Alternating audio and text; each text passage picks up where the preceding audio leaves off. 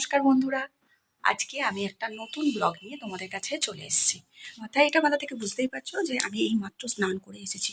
খুব তাড়া, আজকে হলো শুক্রবার, আর শুক্রবার আমাদের বাড়িতে হয় নিরামিষ।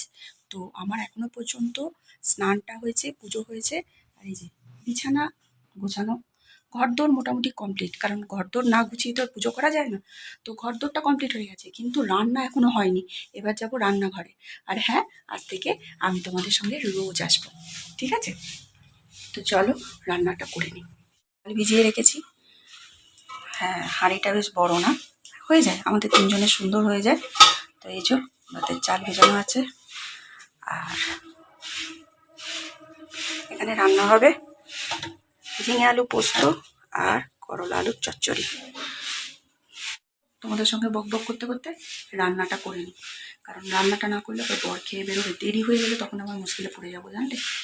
আর পরে এসব চুল টুল বাঁধা টাটা সব পরে হবে, কারণ তাড়াতাড়িতে রান্না করতে করতে না, তাড়াতাড়িতে না এসব হয় না, একদমই সময় হয় না। তো আগে রান্নাটা করে নিচ্ছি। তো চলো তোমাদের সাথে একটু গল্প করা যাক রান্নাটা করতে করতে। তো আমি একদম মধ্যবিত্ত ফ্যামিলি থেকে বিলং করি, আর রোজ আমার মধ্যবিত্ত ফ্যামিলির যা রোজ নামচা সেটাই তোমাদের দেখাবো। আশা করছি তোমাদের ভালো লাগবে। কোনো বেশি মানে অন্য রকম কোনো কিছু দেখানোর ব্যাপার নয়, শুধুমাত্র আমার ফ্যামিলির সমস্ত কিছুই তোমাদেরকে দেখাবো। আর একটা ছোট্ট ফ্যামিলিতে যা যা ঘটে তাই তাই তোমরা দেখবে।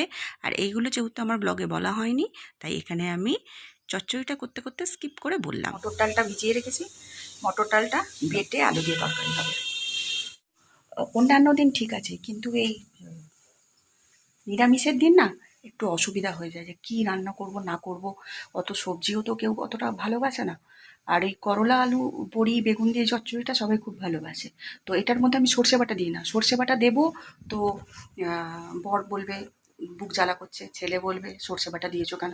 তো ওই জন্য আমি সর্ষে বাটা এর মধ্যে দিই না। এটা শুধুমাত্র আমি ওই নুন হলুদ দিয়ে আর ওই পাঁচফোড়ন আর বড়িটা ভালো করে ভেজে নিলাম, ভেজে নিয়ে নুন হলুদ দিয়ে ব্যাস চাপা দিয়ে দিয়েছি। এটা কিন্তু সুন্দর খেতে লাগবে, আর বেশ মাখা মাখা হবে, বেগুনগুলো একটু গলে গলে যাবে তো। আর তারপর যেমনি তুমি নামাবে না, ওটা একটা টেস্টি আলাদা হয়ে যাবে। তো ওইটাই। আর এদিকে তোমার আছে ওই ঝিঙে আলু পোস্ত, আর কালকের ডাল আছে। তো কালকের ডালটা আছে বলেই আজকে আর ওই ডালের দিকে গেলাম না। করলা আলু ওইটাকে একটুখানি তোমার সমস্ত কিছু সাঁতলে দিয়ে না চাপা দিয়ে দিয়েছি, তো একটু মজলে নুনটা যেহেতু দিয়ে দিয়েছি, একটু জলটা বেরোবে, তো তারপর ওটা খেতে টেস্ট হবে। ততক্ষণ আমি চুলটা তো শ্যাম্পু করেছি আজকে, তো প্রচণ্ড পরিমাণে ভিজে, ওই জন্য আমি আর চুলটাকে না খুলতে চাইছি না। তো থাক, এটা খুলে এখন আঁচড়াতে পারবো না। চুলটা যতক্ষণ না শুকোয় ততক্ষণ যদি মানে শুকোলে আঁচড়ানোর পর একটু দেখছি চুলটা ওটা কম হচ্ছে, আর নইলে কী পরিমাণে চুল।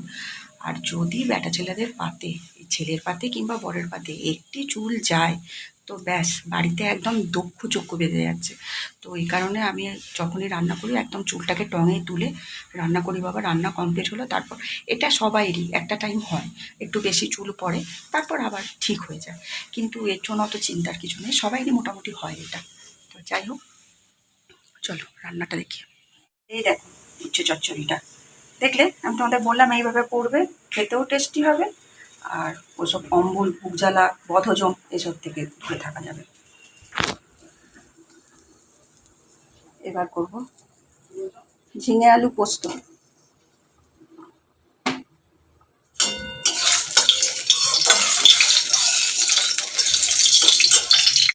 তোমরা কারা কারা পোস্ত কালো জিরে ফোড়ন দাও জানি না, তবে আমরা দিই না, আমরা এমনিই করি। হয়তো কোনো দিন শখে একবার মনে হলো যে একটু কালো জিরে ফোড়ন দিই, তখন দিই, বুঝলে। আমরা ওসব কালো জিরে ফোড়ন টোড়ন দিই না, এমনি যেমন কাঁচা লঙ্কা পোস্ত বেটে পোস্ত করে সেরকম করি, ঠিক আছে? চলো পোস্তটা করে নিই। তেল গরম হয়ে গেছে, এবার আলু আর ঝিঙে দিয়ে দেবো।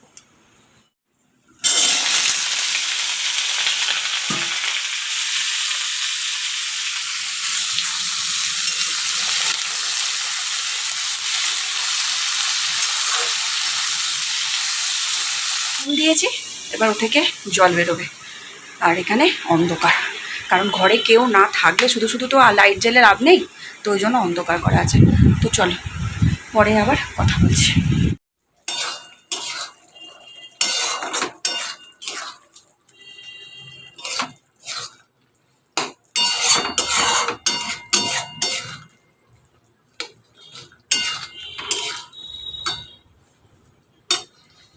তো কমপ্লিট। আর দেখো সেই মটর ডালটা ভিজিয়েছিলাম, তোমাদের সঙ্গে বললাম যে একটা মটর ডালের তরকারি করব। ও একদম এটা এবলার জন্য নয়, একদম ওবলার জন্যই করছি জানলে, কারণ এবলা তো যথেষ্ট রান্না হয়েইছে, তো ওই জন্য ওই মটর ডালগুলো একটু বড়া করে ভেজে নিচ্ছি। কারণ বর খাবে, সামনের পাতে দুটো বড়া দিলে খেতেও ভালো লাগবে, তাহলে চচ্চড়ি, ডালের বড়া, ডাল আর পোস্ত বেশ ভালো রকমই খাওয়া হয়ে যাবে। আমাদের মধ্যবিত্ত ফ্যামিলিতে না একটু বুঝে শুনেই চলতে হয় জানলে তো, ওই জন্য একটু বুঝে শুনেই ব্লগটা করছিও সেই কারণে জানো, যাতে একটু স্বামীর পাশে দাঁড়াতে পারি। আর টিফিনে আমি আর ছেলে পাড়ার একটা নিরামিষ দোকান থেকে ডালপুরি কিনে এনেছিলাম, সেটাই খেয়ে নিই। এর মধ্যে অনেক জামা কাপড় ঢুকিয়ে রেখেছি, তো সেইগুলো কাচতে হবে। আর বর খেয়ে দিয়ে বেরিয়ে গেছে, সেটা হয়তো তোমাদেরকে দেখিয়েছি। আর আমি না এই এত কাজ পর পর পর পর করে একটুখানি রেস্ট নিলাম, রেস্ট নিয়ে বিছানা পরিষ্কার করে ফেলেছি। আর এই দেখো আমার মতো কার কার এরকম হয় দেখো তো, বোতল যখন ভরবো আমি ভরবো, আর কেউ ভরবে না। কিন্তু যখন ভরে রাখবো তখন পুরো নিমেষে শেষ। এটা যে গরমকালের কী আর ফ্রিজে বোতল ঢোকানো, সেটা আর না বলাই ভালো। কারণ যখনই বোতল ঢোকাচ্ছি ব্যাস কিছুক্ষণ পরেই বোতল একদম খালি। তো এই আর হ্যাঁ, খালি হতেই পারে, কারণ গরমকালে জল মানুষ খাবে, খালি হবে। কিন্তু এই যে এখান থেকে যে আবার বোতলটা আমাকে ভরে আবার যে ফ্রিজে রাখতে হবে, এইটা কারোর মাথায় থাকে না। এটা একমাত্র বাড়ির মেয়েরাই করে আমার মনে হয়, জানি না। তারপর হয়তো হ্যাঁ অনেক বাড়িতে আছে না, তো ছেলেরা অনেক কাজ করে, কিন্তু আমার বাড়িতে কেউ কিছু করে না গো, সব আমাকেই করতে হয়। এই যে ছেলে টিফিন কিনতে গেছিলো, সেই ব্যাগটা পর্যন্ত এখানে রেখে দিয়েছে, সেই ব্যাগটাও তার জায়গা চায়নি। তো এই হলো আমার বাড়ির অবস্থা। তো চলো এবার আমি এই বোতলগুলো ভরবো আর মেশিনটা চালাবো, ঠিক আছে? এইটুকু করলে মোটামুটি কাজ কমপ্লিট হয়ে যাবে। আর এই দেখো মেশিনের মধ্যে যা যা জামাকাপড় ছিল, প্রায় 3-4 দিনের জামাকাপড় জড়ো হয়েছিল, সেইগুলো কাচতে দিয়ে দিয়েছি। আর এইগুলো করে আর যে কটা জলের বোতল আছে সে কটা ভরবো, ভরে বাকি রান্না করেছি, রান্নার বাসন মাজবো, গ্যাস মুছবো, অনেক কাজ আছে। এখন এগুলো আর তোমাদেরকে প্রথম দিনে এত কাজ দেখানোর কোনো মানে হয় না। তো আজকের ব্লগটা আমি এখানেই শেষ করলাম। আশা করি তোমাদের ভালো লেগেছে। যদি ভালো লাগে তো একটা সাবস্ক্রাইব করে আমার পাশে থেকো, আর আমাকে একটু সাহায্য করো এগিয়ে নিয়ে যেতে।